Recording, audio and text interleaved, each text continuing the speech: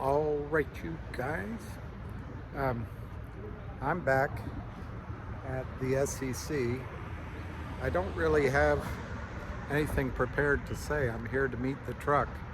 And the thing is, they can't, as most of you know that we're here, they can't just leave the truck forever, so they have to drive around. So I'll wait till it comes back. Let me show you something. I have to look and see if I can show it. Oh, here, let me show you. I hope that showed up. I can't turn my camera around, but that says naked, stop naked short selling. The only thing I really have on my mind this morning is that one of the CEOs, I think just because it's so hard to believe, it's so hard to understand. He's really smart, and he's actually run back offices, and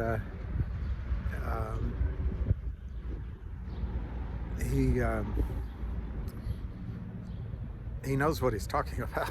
I don't, but he still thinks people are good. Here's the truck. We're gonna walk down to it. But anyway, the thing on my mind, let's just get the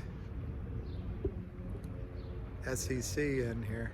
Thing on my mind is he said that Charlie May, well actually he said Kramer's, but the Kramer's, Charlie Mayo, the Lynn partners aren't smart enough to short that many shares, sell that many non-existent shares. And the fact is, no company should be on the over-the-counter stock market unless they're fully funded. They're just there for slaughter. This guy here at the SEC, Gary Gensler, I have it on good authority, from a really top guy, that if you give Gary Gensler anything about an over-the-counter stock, he ignores it. He just does not care about the over-the-counter market. It's an orphan market. It helps Goldman Sachs because it allows Goldman to, and their friends, to be the source of capital for deals. And here, let's see if I can get you here so you can see this outside of my, this is in the, is that back ass word? I can't tell. I'll try to take a picture of it front ways. But anyway, what's on my mind is that my arm's not looking. Isn't this great? Is this CEO believes that it's just the computers, that there's a lot of volume to buy, so the computers basically accept the ask over and over and over again automatically, creating fails to deliver. And there's nothing, there might be some nefarious. Now, to be clear, this guy really wants to go after, as he put it, he wants to crush the effing shorts. So it's not about motivation, it's about understanding. And I'm admitting that his understanding is better than mine. But I just want to get to the point. Am I taking too long?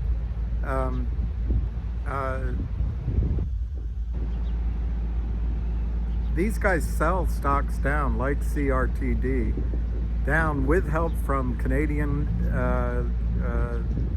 criminals, German criminals, and they just sell the stocks down and down and down and down and down, whilst they are on the other, at another desk, making sure that the stock doesn't go up.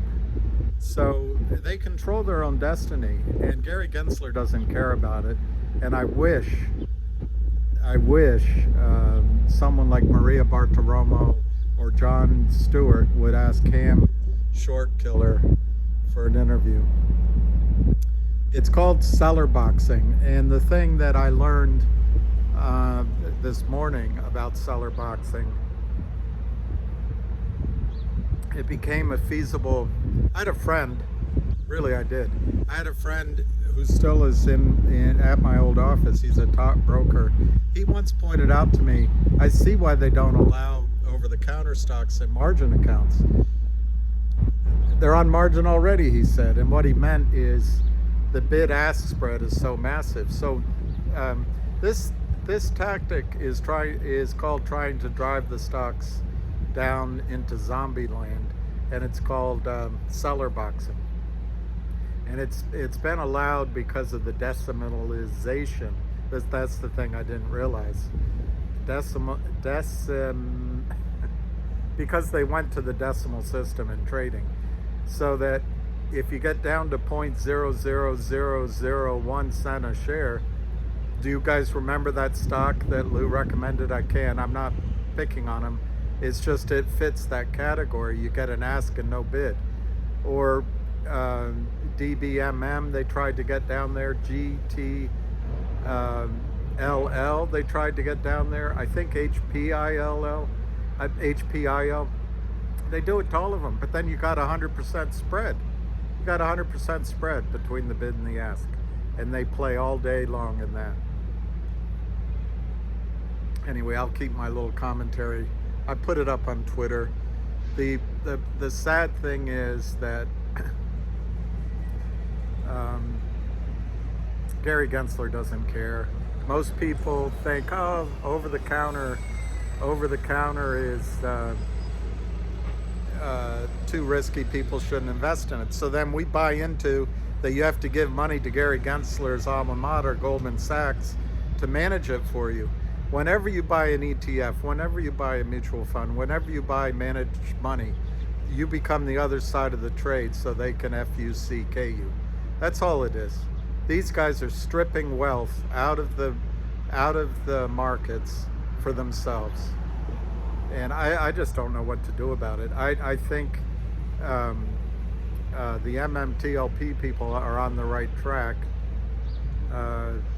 But you're not going to get it here at the SEC. Anyway, I'm going to leave it at that, and I'll try to take some more pictures of, let me think how I can do it. But let me just show you where the truck is, okay? There's Union Station in the background. The head of the SEC's, the entrance is right there. But above are all these windows. And see them? They can all see this. Let's read some of these. Naked shorting. Since February. Gary Gensler, when will you level the playing field? Stop the fraud. He won't in the over-the-counter market. The commission will make war without quarter on any who sell securities by fraud or misrepresentation.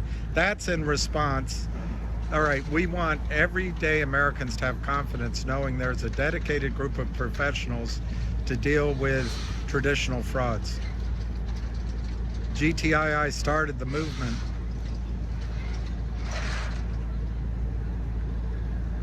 The only person that knows the real. Look at that. Top driver being a concentrated short position in GTii. CRTD, BMM, RVYL, Verb, Finger, Stop, Wolf, GNS. mmtlp. 40 million bona fide market exemption abuse on CLNV. Toxic lenders exposed. Lind Partners, New York City. Wolf and Hell's Bells attacked by Yorkville. Charlie Mayo. Richard Nadich, the lawyer. Kurt Kramer. Adam Geffert, a poodle analyst. All right, there we are at the back. But remember,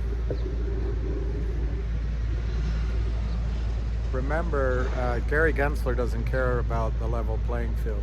He wants it to help Goldman Sachs, and that's in my judgment. But then when he says that this about securities, he's talking about blockchain, Bitcoin, Kim Kardashian. Why? Because that's a threat to Goldman Sachs' ability to strip money from you on every trade, on stock loans, on useless, absolutely useless benefits to society. They're able to strip trillions from you. Imagine, I'll leave it at this. Imagine one thing. I was talking on a space call, and there's a guy, hedge trader. He does daily trading. I recommend him, but I can't remember. When you look at when you're on a space call, you can't see the full title, and that's why I can't remember it. But anyway, I asked him a question, and it led, or he started talking without my question. I can't remember. And anyway, it led him to say that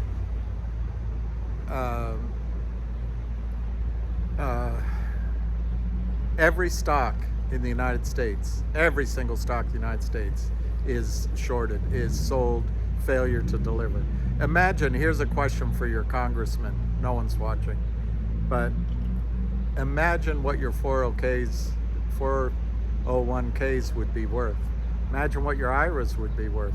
Imagine what stock you inherited from your grandmother would be worth if they didn't short the hell out of these stocks. And all Goldman Sachs and Ken Griffin and the other one, Virtue, do is they just strip money. I just saw a book by Bernie Sanders. It's all right to be angry at capitalism. It's not capitalism. It's the theft that these people have caused. And Bernie's been in office long enough to launch an investigation. What has he done? Anyway, I'm going to keep this short. I'm going to go talk to the truck driver. Maybe we can go somewhere else. Thank you.